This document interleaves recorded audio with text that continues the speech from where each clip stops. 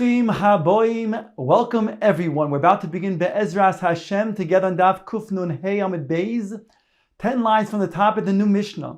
Our Mishnah continues discussing feeding animals on Shabbos. Says the Mishnah, Ein oivesin es hagamal. One cannot force feed the gamal. V'loi dorsin.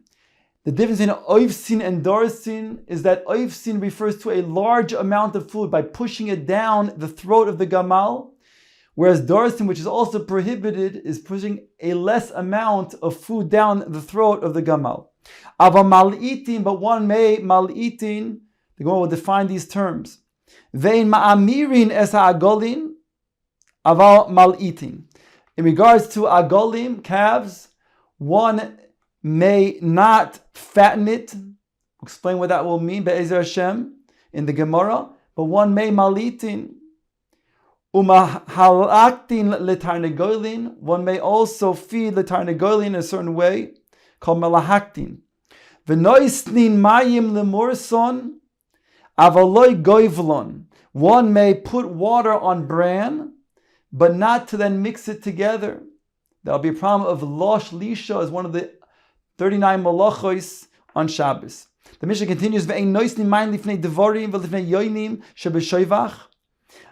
one may not put water before the bees and the yoinim, the doves in the shoivach. Aval noisn lifnei avozin v'tarnegoylin lifnei yoinei v'lifnei yoinei hardosios. But one may put water in front of geese and hens, chickens, and the doves that were raised by Herod, the Herodian doves. Those are doves that are raised by a person that you could give water to. The Gemara will explain the difference between this and the other doves that were in the shoivach that one cannot give water to. My ein oivsin, asked the Gemara, what does it mean you cannot be oivsin? Meaning, what is this lotion of oivsin? Meaning to say that an avus is a trough. That's the normal trough that you give an animal. You put the food, the fodder into the trough, and the animal eats from that trough. Here we're talking about avusin, miloshin avus. You cannot give such a large amount of food and thrust it down the throat of the gamal, so it'll become an avus in his stomach. Says the Gemara, mi'ika ki hagavna. Is there such a thing that a person can overstuff a gamal to the point where it's like an avus in his intestines? Says the Gemara, kedam Rav Yirmiyahu midifti, like Rav Yirmiyahu midifti told over, lididi chazi lihutayo. I myself saw an Arab merchant, the oichle kuro ve'atina kuro, that he fed his gamal a kur of food, tremendous amount of food. Ve'atina kur, and he also loaded the gamal with a kur of food. In other words, the gamal was going on a long journey, and since it's difficult to find food for the gamal, the camel, to feed in the desert, they overstuffed the gamal so that he then has days, 2 or 3 days, of being able to then not having to eat. The Mishnah is quoted, Ein ma'amirin, you cannot fatten the agolim, the calves. Ezu hamra ve'ezu hala'ota. It says you cannot fatten it, you cannot be ma'amirin, but you could be mal'itin. Ask the Gemara, what is the difference in these terms? That you cannot be ma'amirin, the agolim, but you could be mal'itin. What's hamra, what's halota? Rav Yehuda hamra lemokim she'eno yochel l'choy lahachzir. Hamra refers to fattening the calf by putting it into the throat beyond its place where it can swallow, so that it cannot then spit it out. Halota is lemokim she'echol lahachzir, whereas halota means you're feeding the calf to the point where it could still spit it out. That is the sheet of Rav Yehuda, the difference being whether it's so far deep into the animal or not. If it's too deep and it can't spit it out, it's also. If it's not so deep and it could spit it out, that type of feeding is mutter. Rav Chizda Omar, Idi ve'idi l'makom she'ena yichol lachzir. They're both referring to putting it deeply into a place where the animal cannot spit it out. So what is the difference? Why is hamra osir? Ve'hamra b'kli ul'halta biyad. Because hamra refers to fattening the animal using a kli, a utensil. That is osir, that is prohibited. Whereas if you use your own hand, that is mutter. Mosiv Rav Yosef asked the following. Mahalhaltin litarnegoilin vein sorich loimer shemal kitin. You can feed the tarnegol, the chicken, forcibly, and certainly you can. And if that's the case, then you can certainly feed it without forcing it. You can feed it and put it in its mouth. Ve'mal kitin liyoini shovach uliyone aliyah, and you cannot be force feeding the yone shovach yone aliyah vein sarich loimer she'ein mahalkin, and certainly then, you can't feed the yone shovach and the yone aliyah, and certainly you don't have to say that it's also to then force feed it. If you can't feed it regularly, then you can't force feed it either. That's in regards to the yone shovach and the yone aliyah. Ask the Gemara, my mahalkin umay malkitin. What are these two different terms? Again, we stated before that in regards to the hen, you could be mahaltin, and certainly you could be malkitin. In regards to the yone shovach, we said you can't be malkitin, and certainly you cannot be mahaltin. What are these two different terms? Ileimo mahaltin, the safi lebiadaim. Mahaltin means that you're feeding the animal with your hands. To which we said, you can go ahead and do that with the tarnegol, and then certainly you could be malklitin. So then, what's malklitin? It means the shadi lekamayu, that you're putting just the food in front of it. So that certainly you can do by the chicken. If you can put it in the mouth with your hands, certainly you can go ahead and put it in front of it.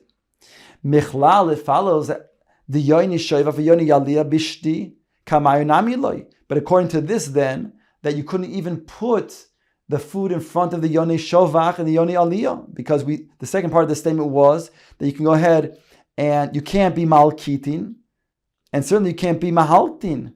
So if we're saying mahaltin means, malkitin means you put it in front of it, so then you can't even put in front this food in front of the yoni shovach and yoni aliyah. What's wrong with that? It's not even a tircha to put the food in front. Rather, we have to define it differently. Mahaltin means you're putting it in a place so deep in the animal that it can't spit it up. Malkitin means whereas malkitin means you could put it in a place where it is able to spit up. Michlal, it follows the hamro bichli. Then it follows that which it said in the Mishnah, that hamro is osir and that mal-eating is mutter, it must be that hamra is with a kli. If that's the case, then tiyufta de Rabbi Yehuda, because Rabbi Yehuda said differently. Rabbi Yehuda explained that the difference is if it goes too deep in the animal, that's hamra, whereas if it only goes where the animal could spit it out, that's hala'ota. Omar lach Rabbi Yehuda answers, no, la'oila mahalti in the safi le biyadayim. Mahalti means that you're feeding it with your hands. And it means that it could go ahead and spit it out. Maltin shodi le kamayu. Whereas malkitin means that you're just putting it in front of it. You asked, if that's the case, then how can it say that you can't just put food in front of the yone shovach and yone aliyah? The Gemara asks now, you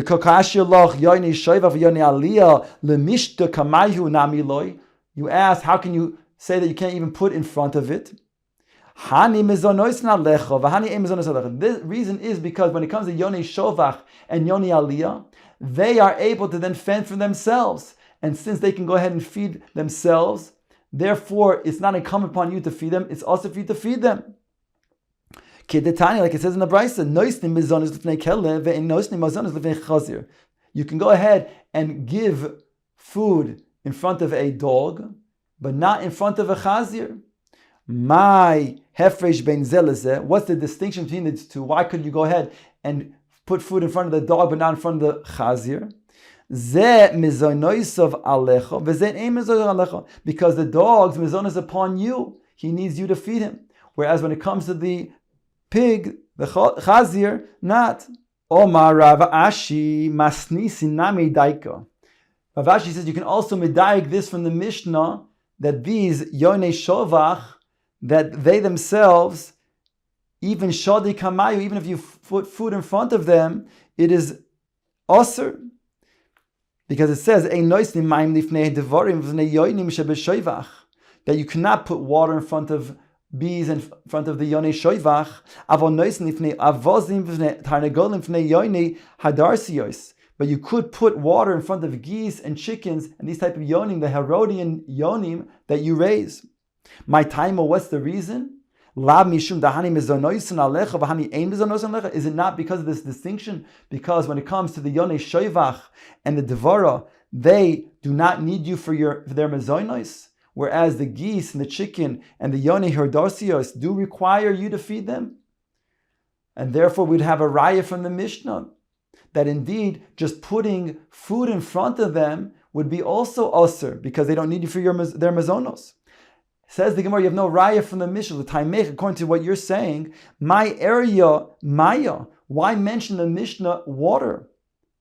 Afilu chita v'sar namiloi. Why say you don't feed? You can't give water to the yonei shovach and the devara. You should say you can't give them even chitim and sa'arim. Ella must be shiny maya deshchichi ba'agma. It must be that you really do require to feed them. But when it comes to water, it's different because they're found in the agam, in the swamp, and they don't need you to feed them water. That's why it says you cannot give them water. But other things, you would be required to then give them. So that we don't make that distinction, at least from our Mishnah. We don't have a diuk and proof from our Mishnah that there's this distinction between whether they require you to feed them or you don't require you to feed them. Says the Gemara, Vaiter Dorash Rabbi Yoina, Apischa der Nisia, Rabbi Yoina, darshan the following in the doorway of the Nisia.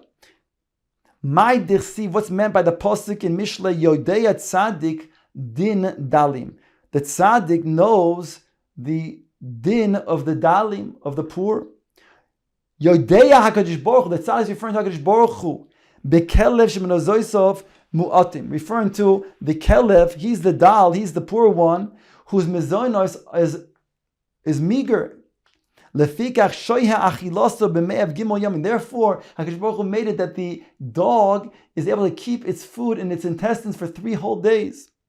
It's like it states in the Mishnah. Here the Mishnah is talking about when a dog ate a piece of human flesh. So if it's still alive and it goes into a house, it's not metameh. But if the dog died and the human flesh is still in its intestines, so for the period of time, the Mishnah will tell us 3 whole days, if that dog, that dead dog, is now found in the house, it'll metame oil. It'll tame everything that's inside of that oil in that house. So says the Mishnah, how much does the food remain in the intestines that will then be metame? Bekelev, when it comes to a dog, gimel yomim, me'ez le'ez, 3 24-hour periods.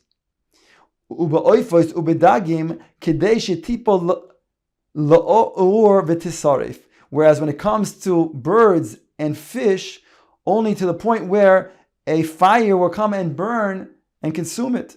In other words, when it comes to dogs, it has 3 full days that it remains in its intestines. So HaKadosh Baruch Hu made it that way because He knows that people don't feed dogs very often and enough. And therefore He made it so that He had mercy as a tzaddik and gave them the ability to then have their food remain with them for 3 whole days. Omer Hamnuna Shmamina, we can derive from this, Orach, Ora, the derech eretz would be Lemishte Lekalba, to throw some meat to a dog. V'kamo, how much meat should one throw to a dog?